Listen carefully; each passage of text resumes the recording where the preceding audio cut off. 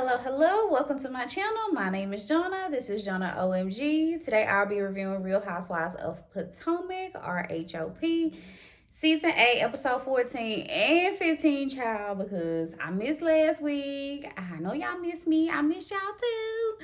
I was out. I had back-to-back work conferences and time just got away from me, child. But we made it. We here. So this episode is called Suns Out, Buns Out. So let's go ahead and get right on into this review. Make sure you like, comment, and subscribe. And I want to see y'all in the comments below, okay? All right, let's get started. So remember the ladies are in DR. Robin brought them on the trip to DR, and Giselle had crowned Nneka as the new Grand Dame of Potomac because she actually lives and owns a house in Potomac. Candace wasn't feeling it. You know, she walked away, stormed out. She was like, she don't want to participate in the negativity. Basically, she don't like Giselle, so she don't want to participate in anything Giselle got going on. Fair. So Karen was trying to be a good sport, but you can tell she was definitely annoyed because she was trying to clock Giselle. She was like, but you live in Bethesda, like you not in Potomac at all. And anyway, but you can tell like she was annoyed by it, but she still was a good sport. So the ladies hop on the little golf carts. They're headed to Night Golf, which is kind of like Top Golf. That's what it looked like to me. It was like glow in the dark, but they were all on like one level. But anyway, I love when islands have golf carts for you to ride around. I went to Belize one time, and that's how we got around. Like you had to rent a golf cart, and there's no cars anywhere on the island from what I saw. So I love that. It was just so much fun. But anyway, the ladies seemed like they enjoyed Top Golf. It was cool. They did spend too much time on that scene. I thought, I was like, okay, I don't want to keep watching y'all struggle on this game, but okay. So after golf, the ladies head to dinner. So Giselle was talking about her daughter Grace going out to college. She's going to a HBCU in Florida. I assume FAMU. And I think Heavenly's daughter from Married to Medicine is going to FAMU as well. I know they don't know each other, but I want them to be friends so bad just because both of their moms are on Bravo shows. But anyway, and so y'all at the table, Candace and Wendy were like giving each other the eye the whole time Giselle was talking. And y'all know what I'm talking about. When you have a close girlfriend, you can just give her a look and she knows what you are thinking and you know what she's thinking, and y'all can have a whole conversation just between your eyes.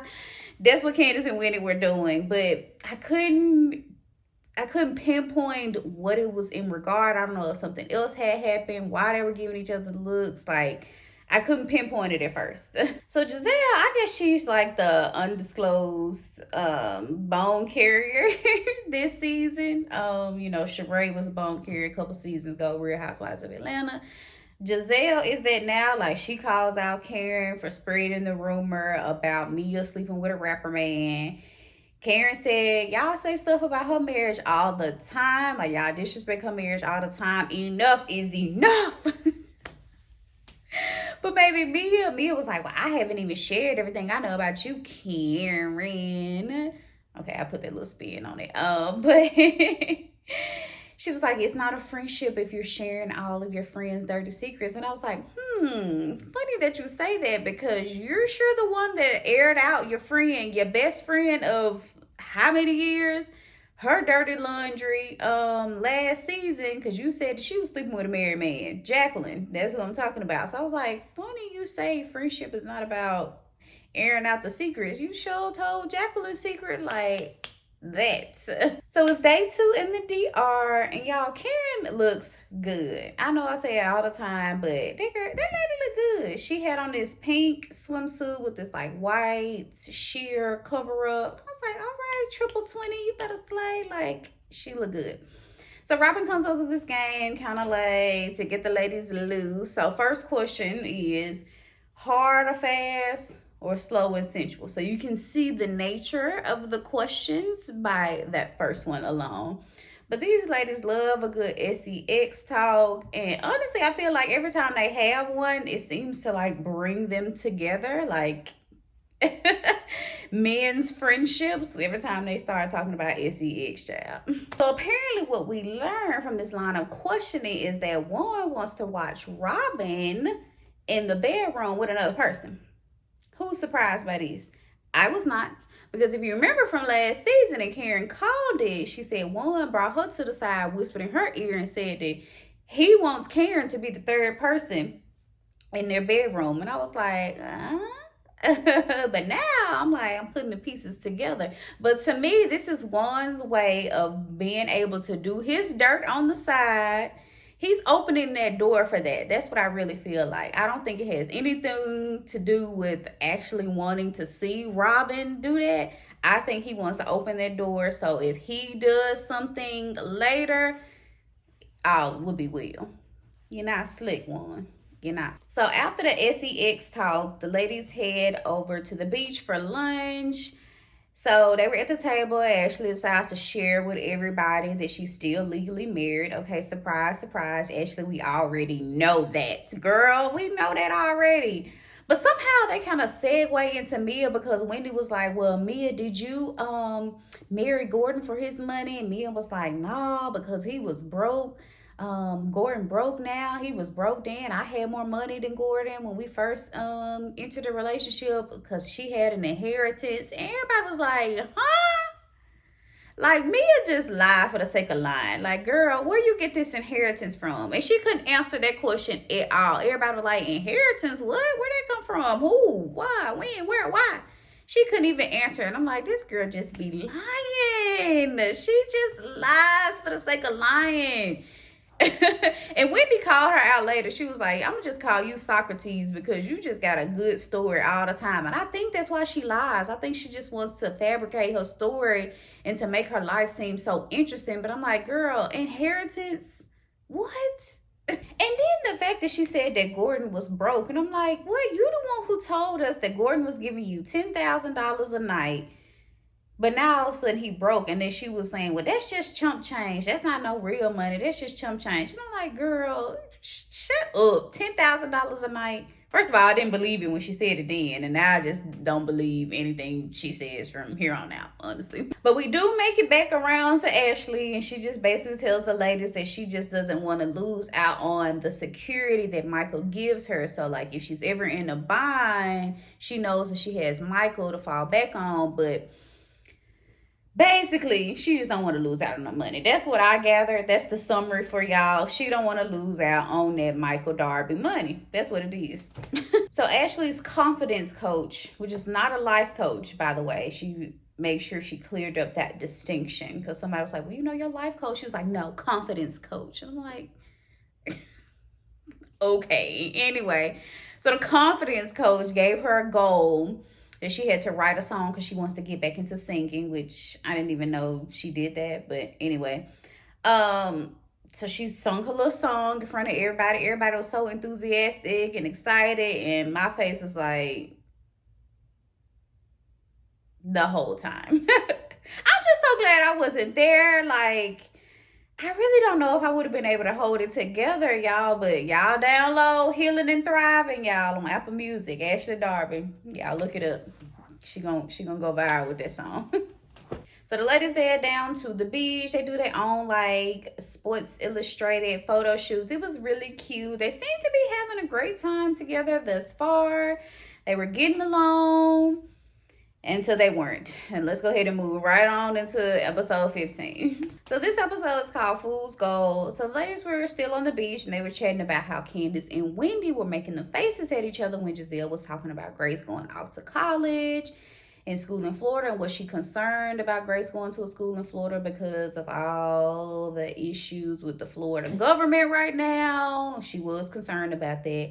But the heart of it, they wanted to get to the bottom of why Wendy and Candace were making that face. But Wendy, I guess she overheard the conversation. So she immediately walked over there like, what are y'all talking about? What was said? I guess she heard her name or something. So, you know, Robin, you know, calls her out. She says, you know, why were you and Candace making a face when Giselle was talking about Grace? And they were telling her, like, it really ain't got nothing to do with Grace at the end of the day. Like, we have no ill will about her children. Wendy was telling her, like, well, to me, you weaponized Grace against me because last season you told everybody that I was giving Grace a mean mug or something when I would never do that to a child. And anyway, they were basically saying it ain't about Grace, not about the child. It's about their dislike of Giselle.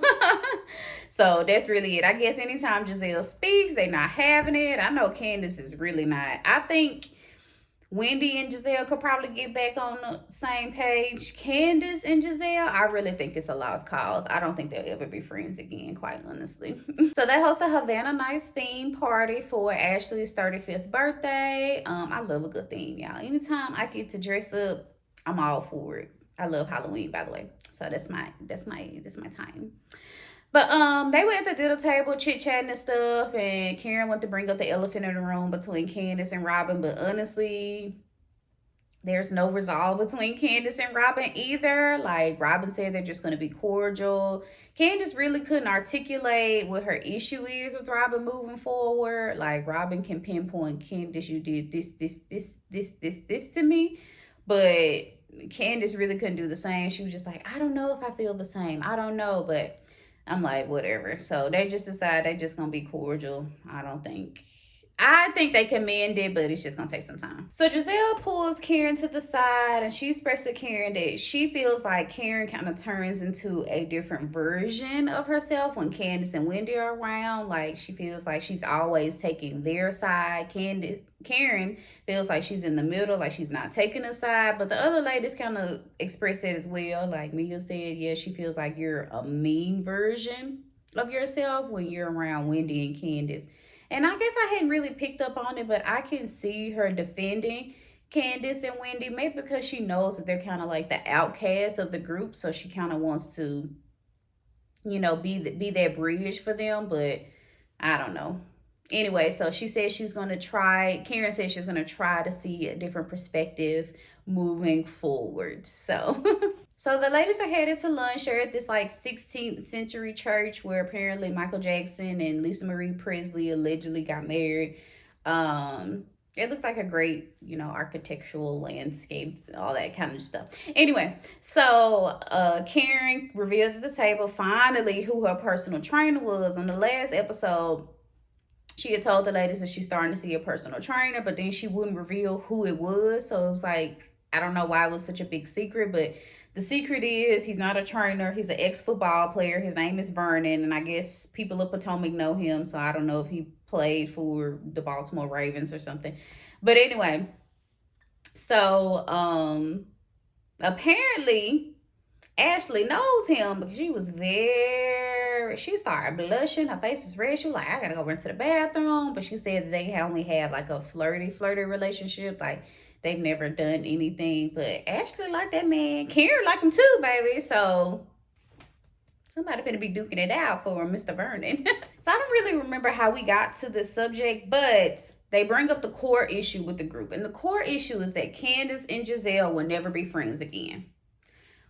And like I said earlier, Wendy and Giselle could probably work it out, but and really, y'all, as I think about it, I really don't even know how Candace is cool with even Ashley. Like, let's not forget, Ashley is the one that wrote a character statement in support of Monique when Monique filed a lawsuit against Candace for whatever reason. I can't even remember why, but Ashley was the one that wrote a character statement against Candace in support of Monique. And I don't know how Candace forgets that. Like, I could never forget that this girl across from me wrote a statement in a lawsuit against me. Like, I would not be able to shake that. Like, I get it, Giselle, said some things about Chris, her husband. You were in support of your husband, but Ashley said some stuff about you, but you cool with her. And I'm like, I don't even know. I don't know how she could be cool with Ashley and not Giselle. I wouldn't be cool with either one of them.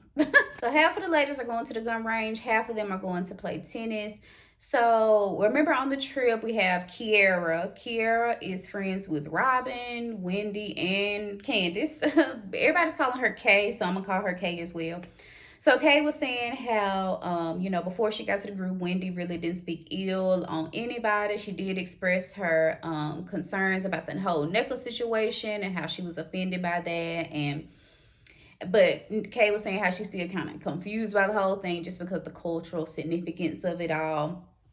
But I think Nneka almost felt offended that Kay said that Wendy was offended because she got real defensive. She started getting smart with the girl. Kay was like, okay, wait a minute. Are you having this issue with Wendy right now, or is it an issue with me and you? Like, what is it right now? Because yeah, when niggas started getting real snappy at the girl, and I was like, okay, but anyway, Giselle kind of changed the subject and was talking to Ashley about the Vernon situation, which I don't really care about.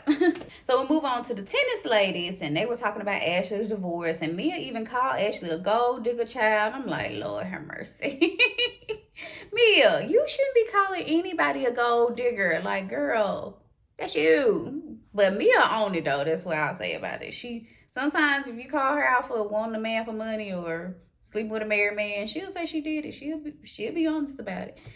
But anyway, they were just explaining how hard divorce is, and they're just wishing Ashley well in this whole process. So they go to this like scene where Ashley was FaceTiming Michael to talk to the kids, and Ashley said that Michael doesn't want to be filmed at all, and if he shows up on the camera, he's gonna sue Ashley. But I'm like, Michael, why are you acting like you weren't on this show since season 1? Like, dude, shut up. And you know this is how Ashley gets her money. Like, and why you acting like we don't know what you look like?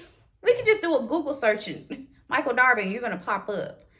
And you on the show. So anyway, for him to try to like sue the girl for showing up on the show now is just ridiculous. So it's the last night in DR and the ladies are having dinner. Wendy starts it off. She done told the girl Ashley that Mia called her a gold digger. And I'm like, Lord, Wendy. Now, I don't think it's far off, but I'm like, Wendy, we wanted to have one last good night. Like, why would you tell that girl Ashley and Mia call her a gold digger right now? But Ashley said Mia has fool's gold because, and baby, she clocked it with them because Gordon don't have the kind of money that Michael had, which is true, which is a fact. Like, I would still take Gordon over Michael Darby any day, but Gordon definitely don't have the kind of money that Michael has, so that's why she said food's gold. Hence the name of the episode. But y'all, Karen gonna work on her inner thighs with Mr. Vernon, and who may be Ashley's new conquest child. So we will see. But that was the end of both episodes. I think we still have maybe like 1 or 2 more episodes before the reunion of Potomac. So we'll see how they wrap things up from here. I'm sure they'll be back on Potomac on the next episode. Back in Potomac on the next episode. But make sure you like, comment, and subscribe. Thank you for tuning in.